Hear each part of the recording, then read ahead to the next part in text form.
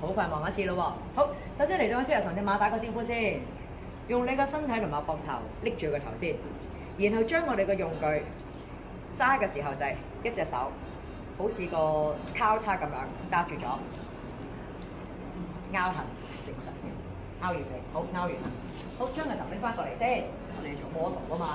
好，拎翻過嚟先。好啦，好，然之後將嗰個 bridle 個坐下擺喺前邊。好啦，喺呢個時候擘大口咯你，佢唔會噶嘛。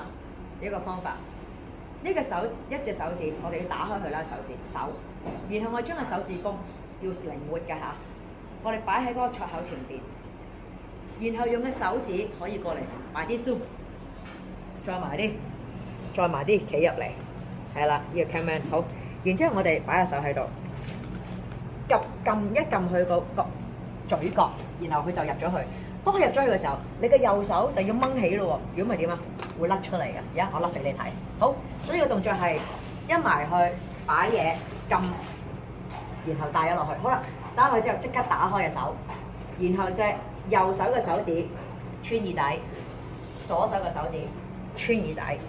咁你已經捉住嗰隻馬先啦。好，下一步做咩嘢咧？好，再行埋啲，我俾個 camera。